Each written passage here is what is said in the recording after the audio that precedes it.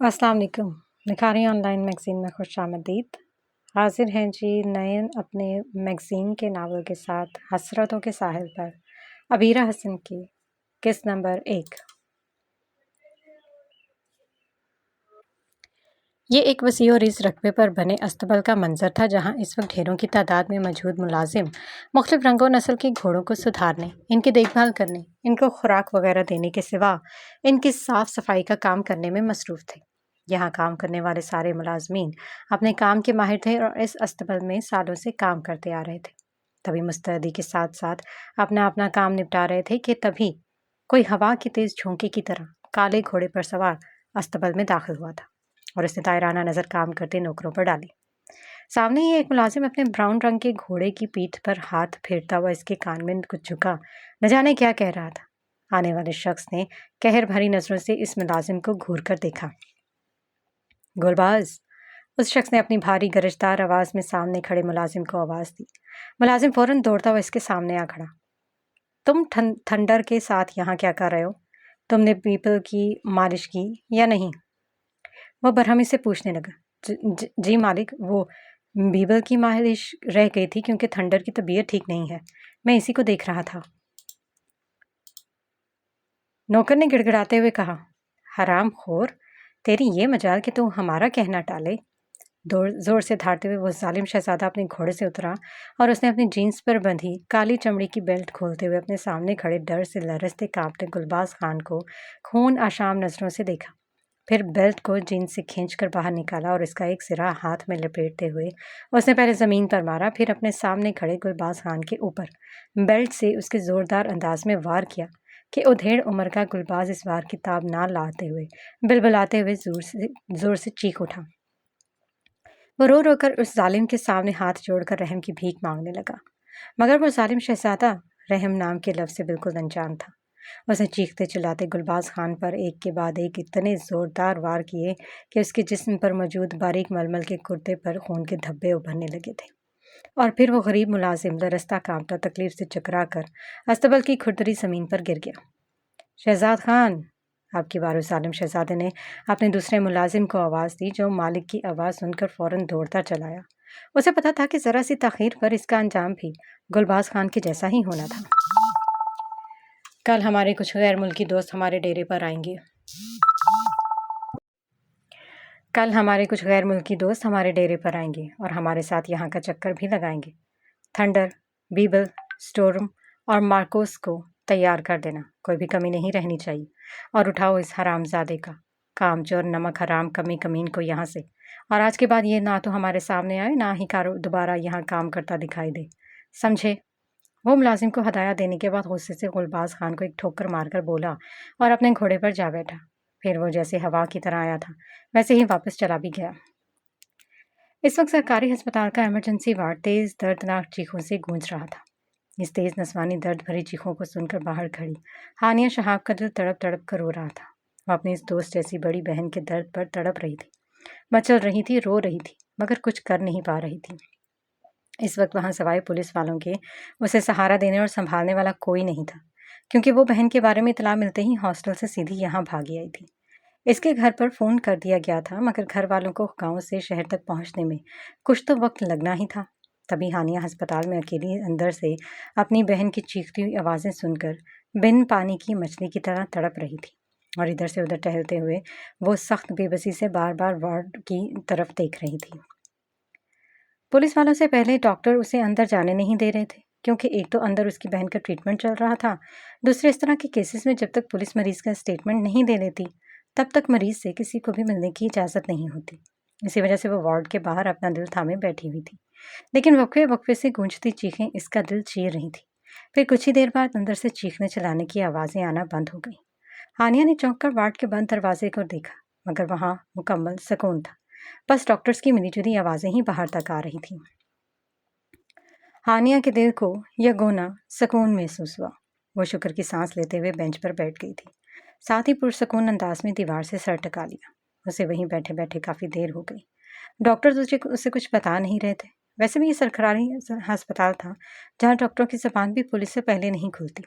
तभी डॉक्टर्स बस अंदर आ जा रहे थे और एक सीनियर डॉक्टर तो अंदर से बाहर आते जाते गाहे बगाहे वार्ड के बाहर टहलते एक कांस्टेबल से न जाने धीमी आवाज़ में क्या कह रहा था। हानिया चाहते हुए भी सुन नहीं पा रही थी। कुछ ही देर बाद पुलिस वाले भी वहाँ से चले गए। हानिया ने 1-2 बार वार्ड में आती जाती नर्स से रोशीने की कंडीशन पूछनी चाहिए, मगर नर्स ने बस इतना ही कह दिया कि ट्रीटमेंट देने के साथ फिलहाल रोशीने को बेहोश कर दिया गया है। अब शाम तक ही उसे होश आएगा, तब तक वो बैठकर इंतज़ार करे, पुलिस भी शाम तक आएगी। नर्स हानिया को मुख्तसरन बताकर चली गई और वाकई उसे वहाँ बैठे इंतज़ार करते हुए दोपहर से शाम हो गई थी, मगर ना पुलिस के सीनियर ऑफिसर में से कोई आया और ना ही घर से अब तक कोई आया था। दोपहर से बस यहाँ एक कांस्टेबल ही बार बार चक्कर लगा रहा था। शायद वो हॉस्पिटल में ही मौजूद था। अभी वो बाहर हॉस्पिटल के रिसेप्शन से दोबारा घर कॉल करने जा ही रही थी कि उसे सामने से घर वाले आते दिखाई दिए। सब लोग हानिया के बिल्कुल पास आकर खड़े हो गए थे और इस मुसीबत के वक्त अपनों को देखते ही हानिया का ज़ब्त अचानक टूट गया था। इससे पहले वो दिल ही दिल में डरने के बावजूद भी यहाँ सबके सामने खुद को मजबूत जाहिर कर रही थी, मगर माँ जैसी खाला को अपने सामने खड़ा देखकर इसका ज़ब्त लम्हों में टूटकर बिखर गया था। खाला अम्मा, अपनी रोशीने आपी को देखें क्या हुआ। न जाने किस परिंदे ने उनके साथ ये जालिमाना सलूक किया। हमारी रोशी आपी की ज़िंदगी बर्बाद हो गई खाला अम्मा। वो खाला के गले लगते हुए बिलक बिलक कर रोक दी। खाला अम्मा भी खामोशी से उसके साथ आंसू बहा रही थी। इनका दिल खुद भी बेटी के दुख पर कटा जा रहा था, मगर वो हमेशा की तरह खामोश दुआओं में अपने रब के आगे गिड़गिड़ा रही थी। हानिया कितनी ही देर इनके गले लगकर रोती रही थी कि सामने से आते तैमूर को देखकर वो खाला अम्मा से अलग हुई और उसकी तरफ सर झुकाकर खड़ी हो गई। तैमूर अब इनके पास आकर खड़ा हो गया था और उसकी सर्द ठहरी हुई आवाज़ ने हानिया को सर उठाकर उसे खुद को देखने पर मजबूर कर दिया। रोशी इसी वार्ड में है? तैमूर ने हानिया से पूछा था और उसने खामोश नज़र तैमूर पर डालते हुए अस्पात में सर हिला दिया। तैफूर लाला भी उसके साथ ही खड़े थे। वो लोग अंदर जाना चाह रहे थे, मगर वार्ड में ड्यूटी मौजूद नर्स ने इन्हें पुलिस के बयान लेने से पहले पेशेंट को देखने से मना कर दिया था। तैमूर ने नर्स से काफ़ी बहस भी की थी, मगर इस खरांट शक्ल नर्स ने इन्हें रोशी को एक नज़र देखने भी नहीं दिया था। कुछ देर बाद अस्पताल में मौजूद पुलिस कांस्टेबल के साथ उसका एक सीनियर ऑफिसर भी एक दूसरे ऑफिसर के साथ चला आया। इसके साथ वही 2 डॉक्टर भी थे जो सुबह से रोशीने के वार्ड में आ जा रहे थे। तैफूर लाला और तैमूर लपक कर डॉक्टर के पास गए जो पुलिस ऑफिसर्स के साथ साथ अंदर ही जा रहे थे। डॉक्टर, कैसी है हमारी बहन? ये सिस्टर हमें इनसे मिलने नहीं दे रही, प्लीज़ हमें एक नज़र अपने बहन को देखने दें। तैफूर लाला ने उसी डॉक्टर से कहा था जो बार बार पुलिस ऑफिसर से बातचीत कर रहा था। वो बस किसी भी तरह रोशीने को देखना चाह रहे थे। देखें, इनके चेहरे पर दाएं साइड वाले गाल से कान के निचले हिस्से, कंधे और कोहनी के सिवा दाएं हाथ की हथेली, कलाई भी एसिड से झुलस गई है। दायां आधा कान बिल्कुल गायब हो चुका है और दाएं साइड से ही सर का हिस्सा भी मुतासिर हुआ है। आप इनसे मिल सकते हैं, मगर पुलिस को एक बार बस इनका बयान लेने दें। डॉक्टर ने रोशीने की जो कंडीशन बताई थी उसे सुनकर हानिया समेत सब घर वालों के दिल तड़प उठे थे। इस वक्त वो स्टेटमेंट देने की पोजीशन में हैं। डॉक्टर के दाएं तरफ खामोशी से खड़े पुलिस ऑफिसर ने पूछा, जी, हमने उन्हें 3 से 4 घंटे के लिए बेहोश किया था। अब तक इन्हें होश आ चुका होगा। आप अंदर आ जाए। डॉक्टर ने पुलिस ऑफिसर्स और कांस्टेबल को अंदर चलने का इशारा किया। सर, क्या हम भी आपके साथ अपनी बहन को देख सकते हैं? तैमूर ने अंदर की तरफ बढ़ते पुलिस ऑफिसर से पूछा। जी, मगर हमारा बयान लेने के बाद, ऑफिसर ने कहा। मगर सर, हम बीच में नहीं बोलेंगे, बस एक नज़र अपनी बहन को देखना चाहते हैं, तैफूर लाला ने लजाजत से कहा। तभी ऑफिसर ने कुछ सोचते हुए उन्हें अंदर आने की इजाज़त दे दी। सामने ही बेड पे सीने तक चादर सफ़ेद ओढ़े आंखें बंद किए रोशीने चुपचाप लेटी थी। चेहरे के एक हिस्से आधी गर्दन और सर को पट्टियों से कवर किया गया था। दूसरे हिस्से की आंख, नाक और होंठ नजर आ रहे थे। इसे इस हाल में देखकर हानिया के दिल पर जैसे घूंसा सा पड़ा था। बाकी घर वालों की हालत भी कोई मुख्तलिफ नहीं थी। शुक्र है भाभी नहीं आई थी, इन्हें इस हादसे की खबर नहीं दी गई थी, वरना वो रो रो कर पागल हो जाती। इन दिनों वो बच्चों के साथ अपने मेके यानी हरिपुर गई हुई थी। अंदर दाखिल होते ही पुलिस ऑफिसर और डॉक्टर रोशीने को घेर कर खड़े हो गए। डॉक्टर ने रोशीने को चेक किया। वो होश में आ चुकी थी, बस आंखें बंद किए पड़ी थी। रोशीने खान। पुलिस ऑफिसर की आवाज़ पर रोशीने ने एक आंख खोलकर अपने बाएं तरफ खड़े पुलिस ऑफिसर को देखा। मैं इंस्पेक्टर नदीम अहमद हूँ, आपसे कुछ पूछना चाहता हूँ। ऑफिसर ने रोशीने से कहा था, मगर उसने कोई जवाब नहीं दिया آفیسر نے سوالیہ نظروں سے ڈاکٹر کو دیکھا، مگر ڈاکٹر نے اس بات میں سر ہلا کر اسے اپنی بات جاری رکھنے کی اجازت دی۔ تو روشینہ بیوی، کیا ہوا تھا یہ سب؟ آپ پر یہ اٹیک کس جگہ کیا گیا؟ آفیسر کا پہلا سوال تھا۔ میں یونیورسٹی سے واپس ہاسٹل جا رہی تھی، تبھی بیچ راستے میں ایک گاڑی میرے پاس آ کر رکی اور گاڑی میں موجود ایک شخص نے مجھے آواز دی۔ میں نے اپنا نام سن کر جیسے ہی پلٹ کر دیکھا، تبھی انہوں نے میری طرف کچھ اچھالا۔ اپنے بچاؤ کے لیے میں ترچھی ہو کر اپنا ہاتھ چہرے پر رکھ لیا تھا۔ اس کے بعد مجھے جلن کا احساس ہوا، تیز جلن۔ ایسا لگا کسی نے جھلستی ہوئی آگ میں میرا ہاتھ اور منہ ڈال دیا ہو۔ روشنی دھیرے دھیرے رک رک کر بول رہی تھی۔ آپ کے ساتھ اس وقت اور کون کون تھا جب آپ پر یہ اٹیک ہوا؟ پولیس آفیسر نے دوسرا سوال پوچھا۔ کوئی نہیں، میرے ساتھ کوئی نہیں تھا۔ میری طبیعت صحیح نہیں تھا تو میں جلدی یونیورسٹی سے نکل گئی تھی۔ میری بہن ہانیہ کا پریکٹیکل تھا، اس لیے میں اسے بنا بتائے یونیورسٹی سے ہاسٹل جانے کے لیے نکل گئی تھی۔ روشینہ سے سسکتے ہوئے کہا تھا۔ آپ کو کسی پر شک ہے؟ کسی سے کوئی دشمنی جس کی وجہ سے آپ پر یہ حملہ کروایا گیا ہو؟ آفیسر کے تیسرے سوال پر سب گھر والے بھی ہمتن گوش ہو گئے تھے۔ مجھے لگ رہا تھا پچھلے ایک ہفتے سے کوئی لگاتار مجھے فالو کر رہا ہے، مگر میں نے زیادہ دھیان نہیں دیا تھا، اور آج بھی مجھے ایسا ہی لگ رہا تھا، مگر میں اپنے راستے چلتی رہی اور پھر وہ گاڑی آ گئی۔ لیکن مجھے پتا ہے یہ کس نے کروایا۔ روشینہ بولتے بولتے اب رونے لگی تھی۔ آفیسر اس کی بات سن کر چونک اٹھا تھا۔ کسی پر شک ہے آپ کو؟ آفیسر نے پوچھا۔ ہاں، یہ سب ہمارے گاؤں کے سردار زشم اشلال خان کے چھوٹے بھائی زغم خان نے کروایا ہے۔ وہ مجھے دھمکی دے چکا تھا کہ وہ کہیں مجھے منہ دکھانے کے لائق نہیں چھوڑے گا، اور آج اس نے اپنا کہا پورا کر دکھایا۔ وہ روتے ہوئے بول رہی تھی اور اس کی بات سن کر وہاں کھڑے تیمور خان اور تیفور خان کے جیسے سر پر جیسے آسمان ٹوٹ پڑا تھا۔ یہ دن کے 12 بجے کا وقت تھا اور اس وقت بڑی حویلی سے 2 کلومیٹر دور سردار زشم اشلال خان کے ڈیرے پر گاؤں کے معمر اور بااثر لوگ جمع تھے۔ زشم کے اس ڈیرے پر اس وقت اسی گاؤں کی 2 مخالف پارٹیاں ایک دوسرے کے آمنے سامنے بیٹھی ہوئی تھیں۔ اس وقت ڈیرے پر جمع ہونے کی وجہ جرگے کا وہ فیصلہ تھا جس سے ایک پارٹی بالکل بھی خوش نہیں تھی۔ اب جرگے کے اس فیصلے پر نظر ثانی کرنے کے لیے وہ یہاں پر سب جمع ہوئے تھے تاکہ سردار زشم اشلال دونوں طرف کا مسئلہ سن کر انصاف پسندی سے فیصلہ سنا سکیں۔ زشم پچھلے 2 دنوں سے کوئٹہ گیا ہوا تھا۔ کل رات ہی اس نے گاؤں کی واپسی ہوئی تھی اور آتے ہی زشم کو اس پورے معاملے میں فی سنگن ہو گئی تھی۔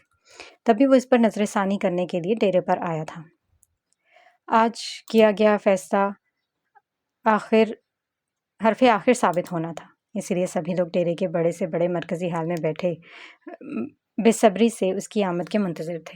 سبھی کی نظریں ہال کے باہری دروازے پر جمی ہوئی تھیں اور پھر ان کا یہ طویل انتظار جلد ہی تمام ہوا۔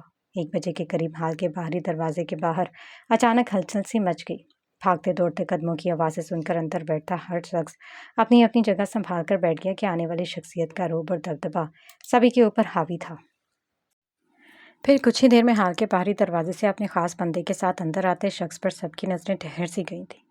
سفید کڑکڑاتے کلف لگے کرتا شلوار کے ساتھ آنکھوں پر نیلا دھوپ کا چشمہ لگائے اپنی دراز قامت کے ساتھ وہ ہال میں داخل ہوا۔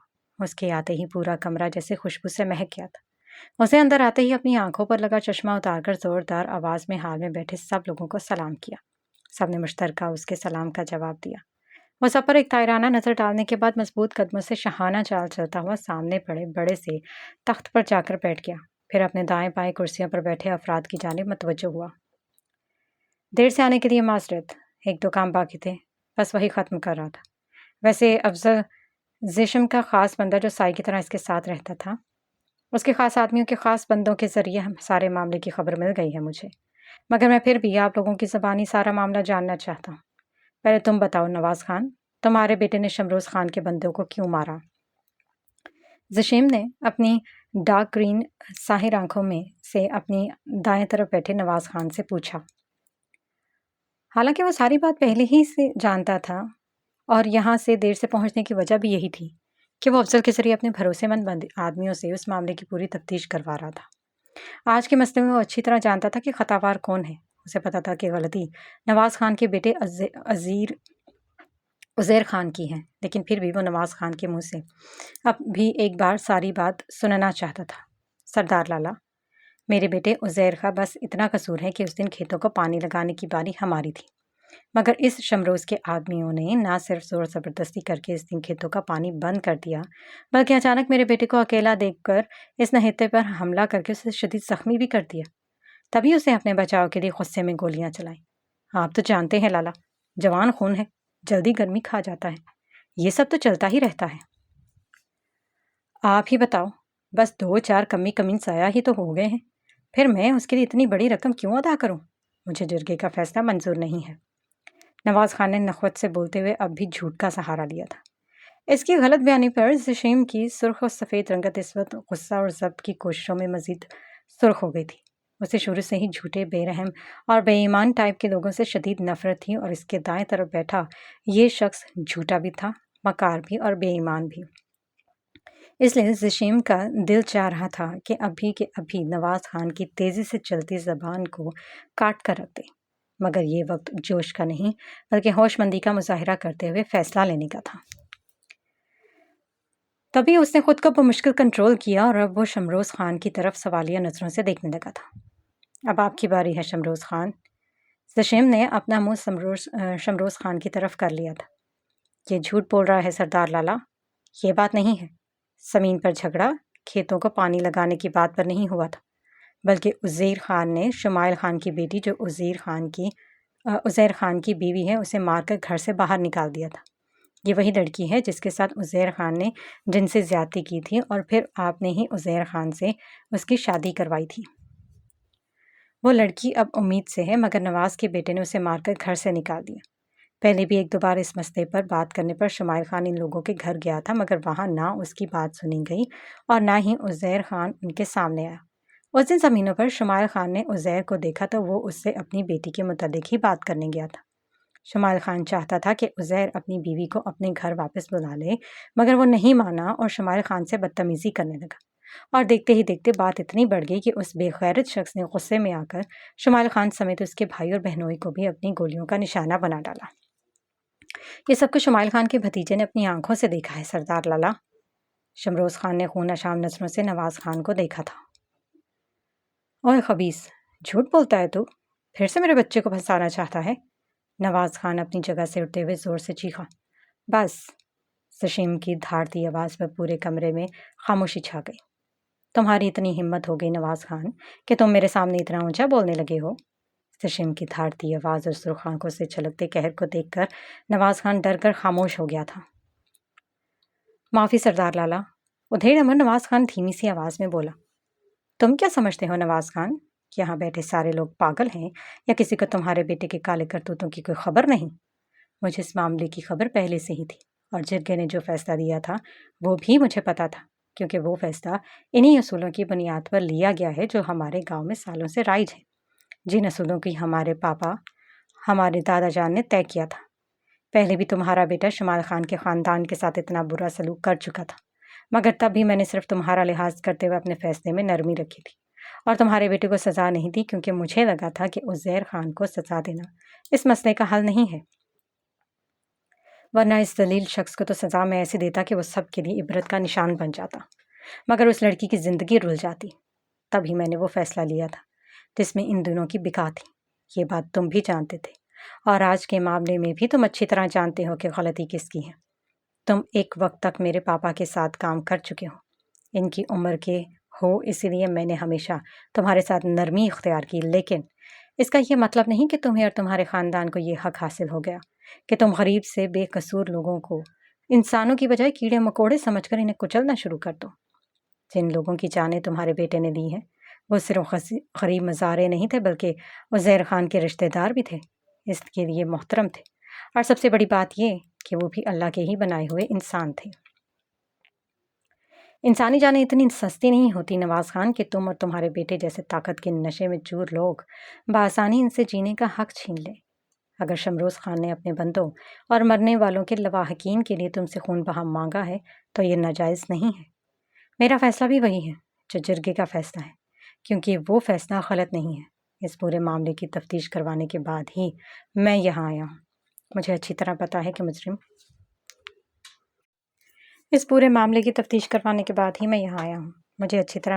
مجرم تمہارا بیٹا ہے، جو اس نے کیا ہے اسے بھرنا بھی پڑے گا۔ تمہارے بیٹے نے بے قصور لوگوں کی جانیں لی ہیں، اب تم ان کی جانوں کے بدلے مرنے والوں کے خاندانوں کو خون بہا ادا کرو۔